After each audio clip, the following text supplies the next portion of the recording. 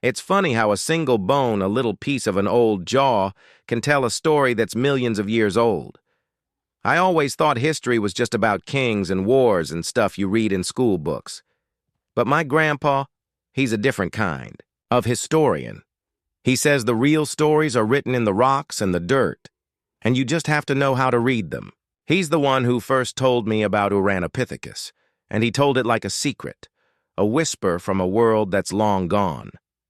He was sitting in his old armchair, the one with the lumpy cushions and the smell of old paper, and he had this book, open on his lap. It wasn't a picture book, just a bunch of fancy words and diagrams. "Imagine this, Leo," he said, his voice a low rumble. "Before us, before anyone we know, before the first tool, before the first fire, there was an ape that lived in a world that's nothing like ours."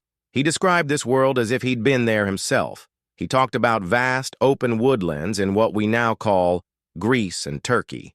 Not dense jungles like you see in movies, but a mix of thick forests and grassy clearings where the sun filtered down in long, golden shafts.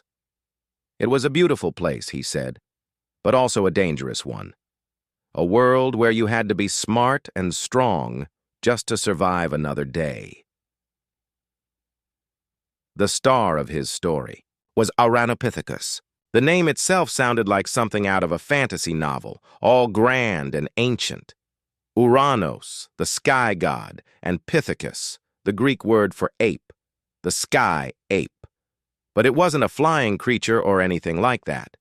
It was an ape, plain and simple, but with a twist. It was a clue, a piece of a puzzle that scientists are still trying to solve. Grandpa showed me a picture in his book, a drawing of what the ape might have looked like. It had a broad face, a bit like a gorilla with a powerful jaw and big teeth. But its brow ridge, the bony part above its eyes, was more like a human's. It was a mix of features that didn't quite fit, a sort of crossroads in the story of life. It wasn't an ancestor of gorillas or orangutans or chimps. It was something different. It was an ape that walked its own path. Grandpa said this ape lived around 9 to 10 million years ago. That number, 9 million years, is almost impossible to imagine. It's not like 1,000 years or even 10,000. It's so far back that all the stories and buildings and countries we know are just a tiny, tiny blip at the very end of it all. This ape lived in a time when the world was still figuring itself out. The continents were in different places. The weather was different. And the animals were things we'd only ever see in a museum. He described the life of a young Ouranopithecus, a little guy named Oura. Oura wasn't a hero or a special ape. He was just a kid, living with his family in the trees and on the ground.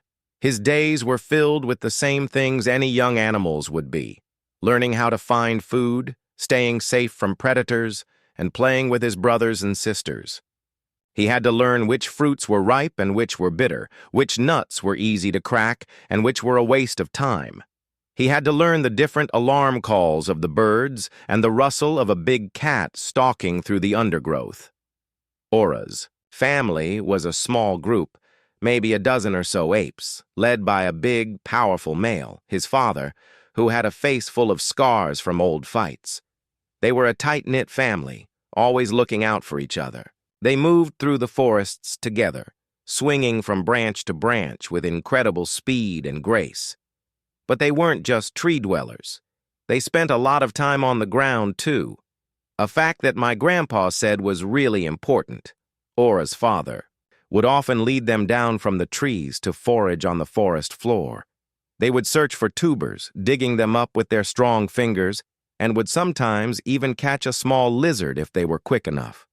It was on the ground that the real dangers were. There were big cats, like the saber-toothed cats that hadn't quite developed the huge teeth we know today, but were still incredibly dangerous. There were also giant hyenas, bigger and stronger than any hyena we have now. Oura's family had to be constantly vigilant.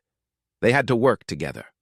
When they found a good patch of food, some of them would be eating while others kept watch, their sharp eyes scanning the trees and the bushes for any sign of danger. If a predator was spotted, the alarm calls would ring out through the forest, a deep booming sound that told everyone to get to the safety of the trees. My grandpa said that this was the world Ouranopithecus lived in, a world of constant struggle and small victories. It wasn't about building cities or inventing things. It was about survival. Every day was a test, a challenge to see if you were strong enough, smart enough, and lucky enough to make it to the next sunrise. And they did. For 1,000,000 years, they thrived. They adapted to their environment and made a home for themselves. He explained that the scientists who found that jawbone, the one that started it all, knew they had found something special. It wasn't just another ape, it was a link, a piece of a chain that connected the old world to our own. It was a hint that the story of our own family tree, the story of how humans came to be, was more complicated and more interesting than we ever thought. The jawbone, he said, was a message from the past, a kind of historical echo. It said, "I was here, before you, before all of this. I was here, and this is how I lived." It was a story of a species that lived and died out, but left a legacy behind. It left a question: did Ouranopithecus have something to do with us? Was it a distant cousin? A great-great-great-uncle from a long, long time ago? Or was it just a different branch on the tree of life? A branch that withered and fell off, but still told us something about the whole tree. Grandpa closed the book with a soft thud. "That's the mystery, Leo," he said. "That's the part of the story that's still being written."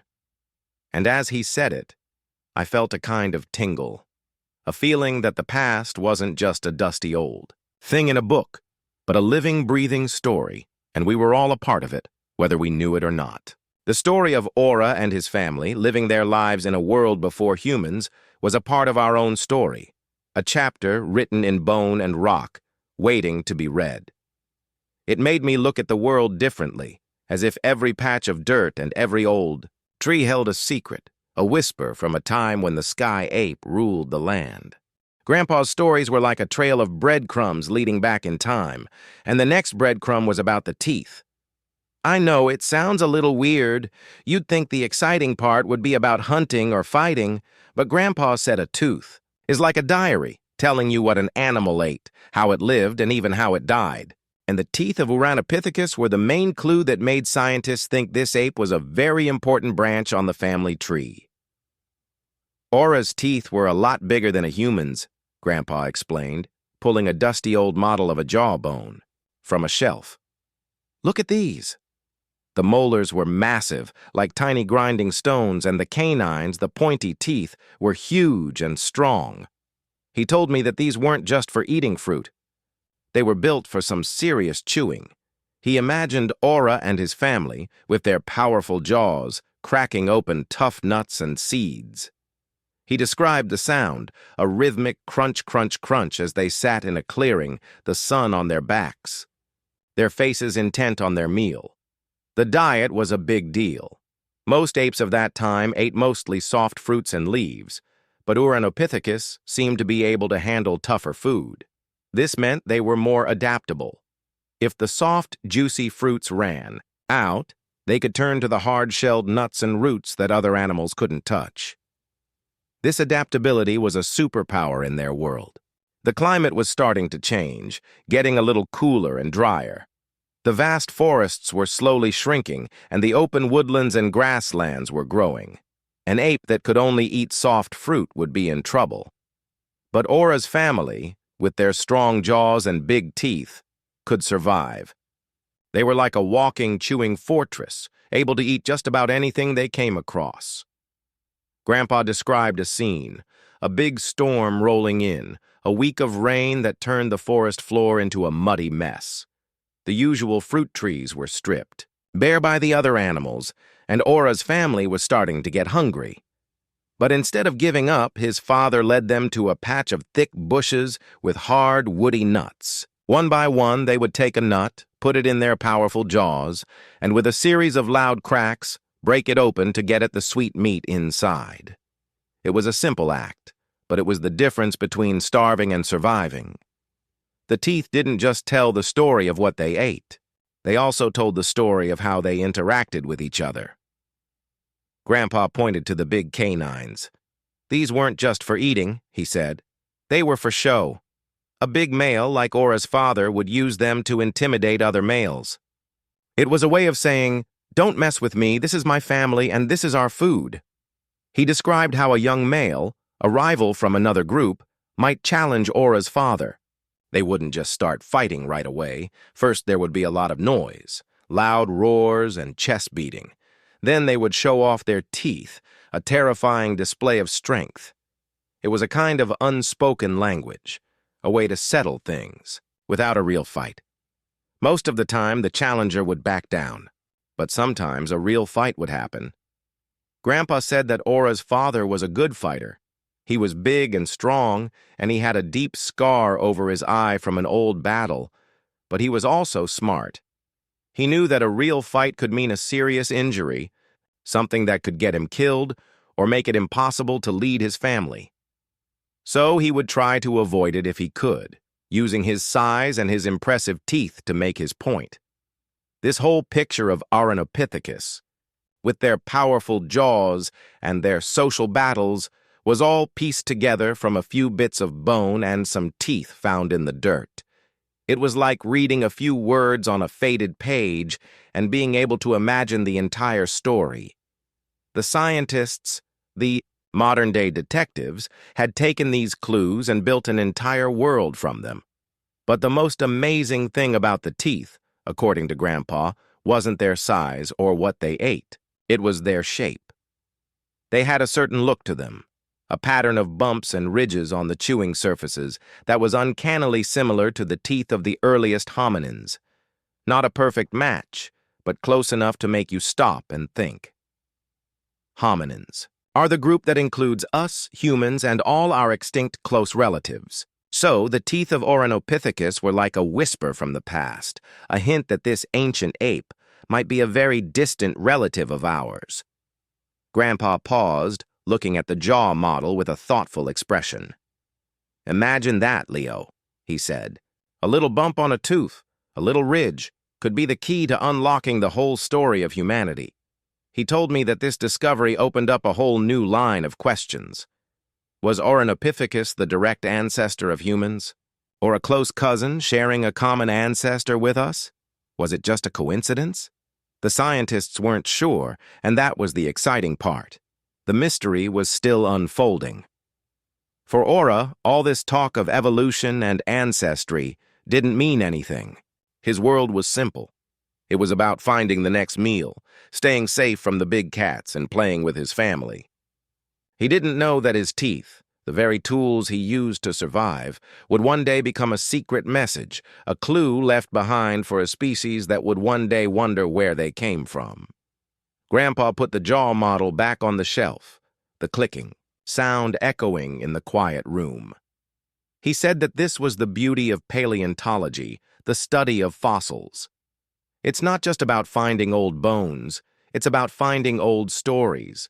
It's about seeing the small details, a tooth, a jawbone, a single ridge, and using them to paint a picture of a world that existed millions of years ago. A world where an ape with a powerful jaw and big teeth survived against all odds, and maybe, just maybe, helped set the stage for the world we live in today. Part 3. The story of Ouranopithecus wasn't just about what they ate or how they looked. It was also about where they lived.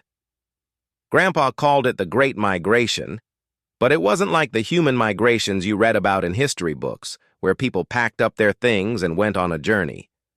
This was a much slower, more natural kind of movement, driven by the world changing around them. He pulled out a big, rolled-up map from a tube and spread it out on the floor. It was old and yellowed, with faint lines marking out continents that looked a little different than they do now. "Look here, Leo," he said, pointing to a spot that was now Greece and Turkey. "This is where they were. The first ones we found." He traced his finger eastward, across what we now call the Middle East, all the way to a place that looked like modern-day Afghanistan and Pakistan. The world was getting drier, he explained, his finger moving slowly over the map. The big forests were shrinking. The apes had to follow the food, and the food was moving east. He described it like a slow-motion movie. The forests, which were once thick and unbroken, started to break up into patches, separated by wide, open grasslands. Ora and his family had to adapt to this new landscape. They couldn't just swing from tree to tree anymore. They had to spend more time on the ground, walking from one patch of forest to the next. This was a big deal.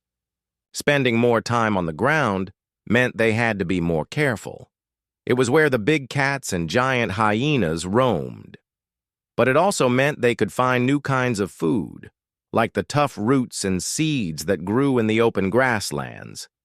This change in environment, Grandpa said, was a huge pressure on them, a kind of natural test to see who could survive.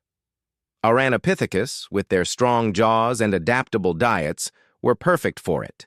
They were built for this new, changing world. He described a family of Ouranopithecus on the move. The big male, Ora's father, would lead the way, his powerful shoulders hunched, his eyes constantly scanning the horizon.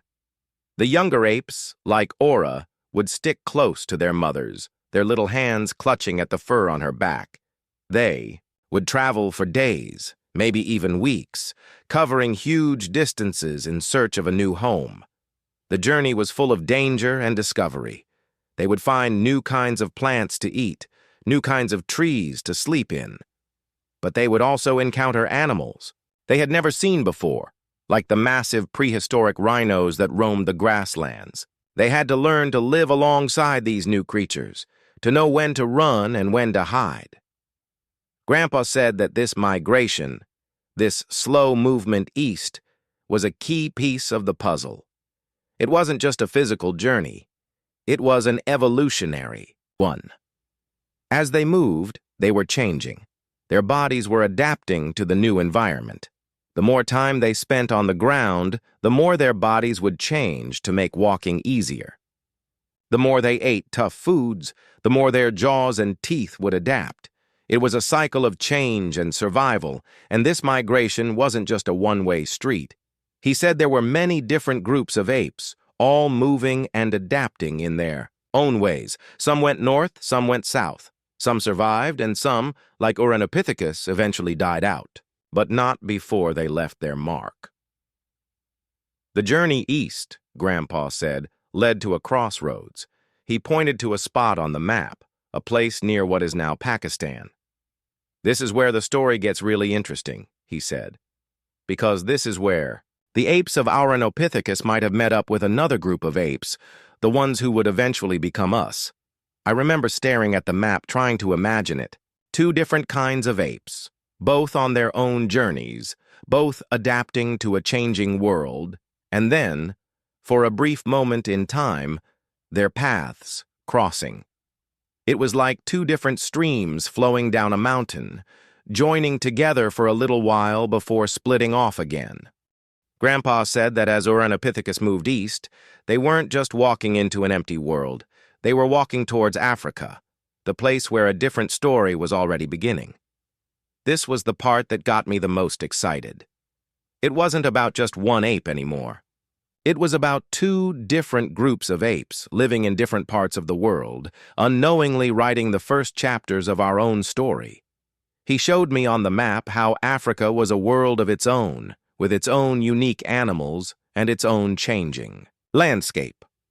While Ouranopithecus was busy adapting to the drying woodlands of Eurasia, another group of early apes was doing the same thing in the vast forests of Africa. These apes were a little different.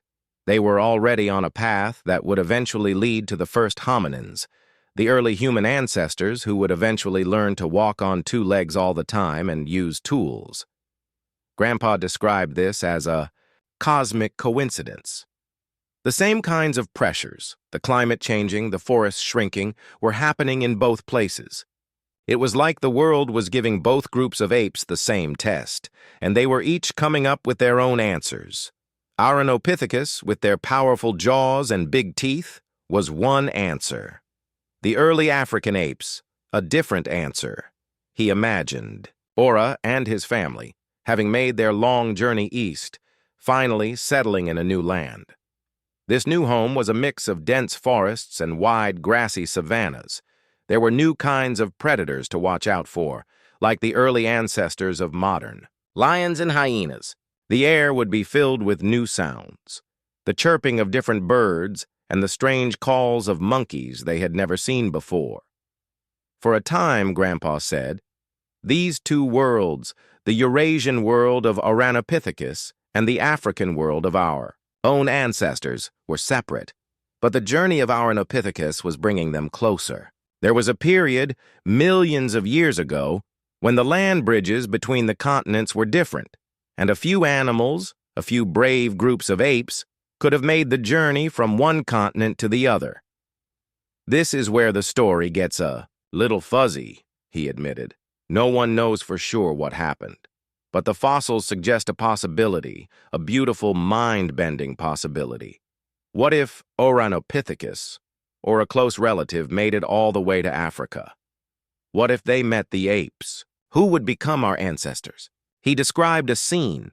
Ora and his father foraging for food near the edge of a watering hole when they see something they've never seen before. A group of apes. Not quite like them, but not entirely different either. They might have a slightly different way of walking, a different way of holding their bodies. They might have a different kind of call, a different way of communicating with each other. It would be like two different tribes of people from two different parts of the world meeting for the very first time.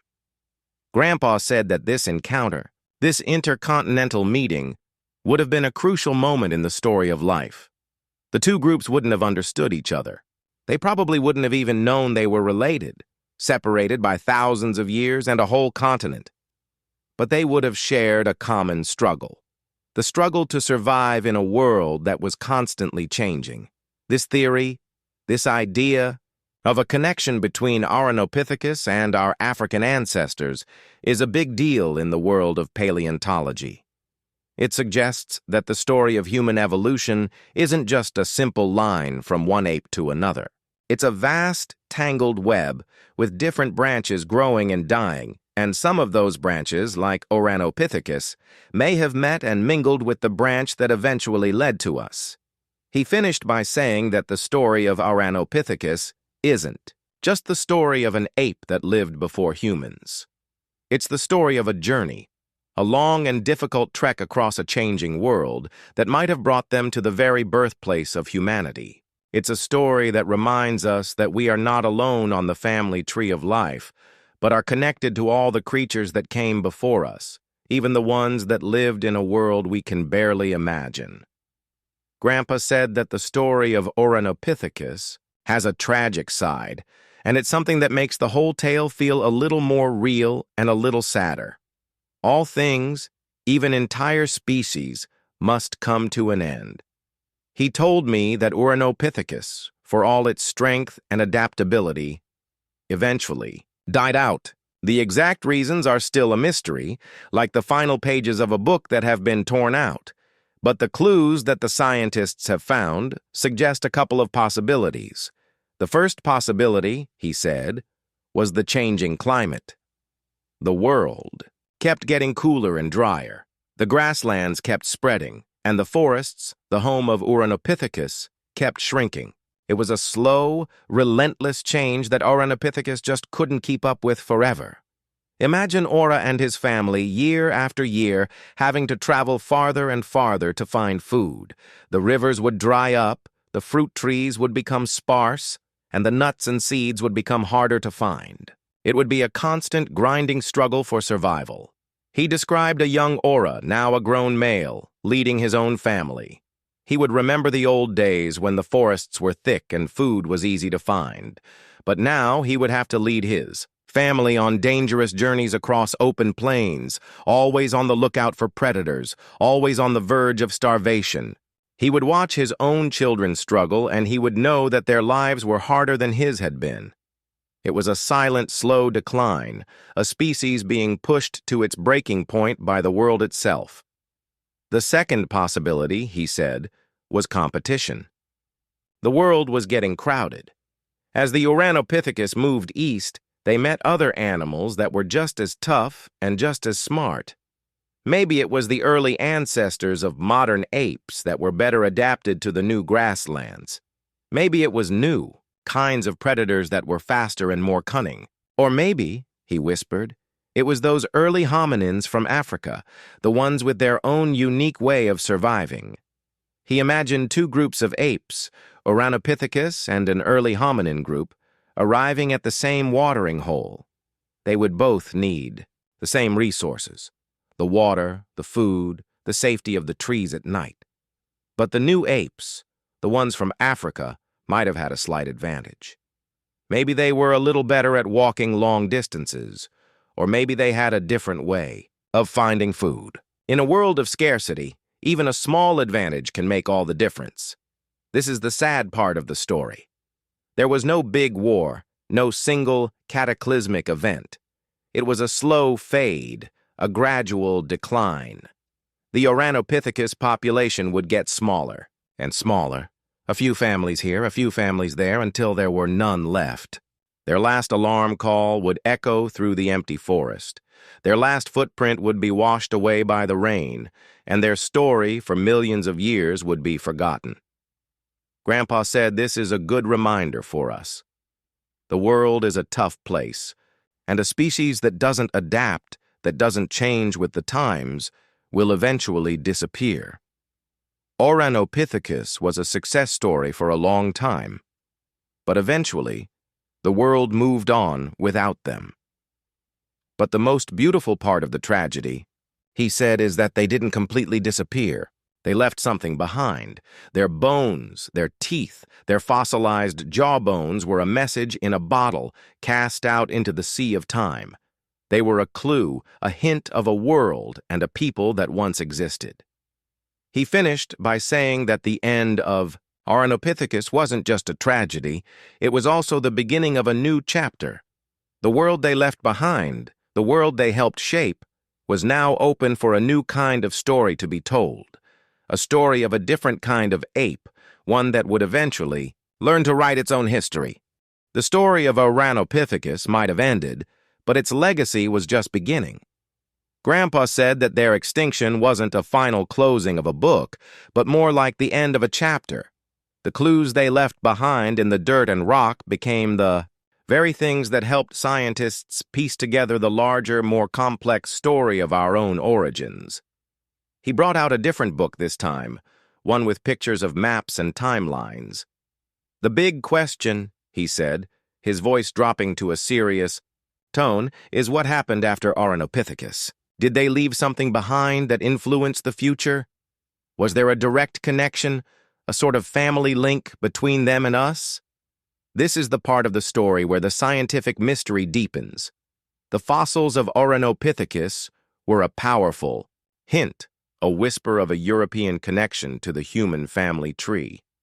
For a long time, scientists believed that all of human evolution happened in Africa in a neat, straight line. But Ouranopithecus, with its strangely human-like features, threw a wrench in that idea. It suggested that maybe, just maybe, some of our ancestors didn't come from Africa alone. Maybe there was a Eurasian piece to the puzzle, a journey that led from a different continent and a different kind of ape.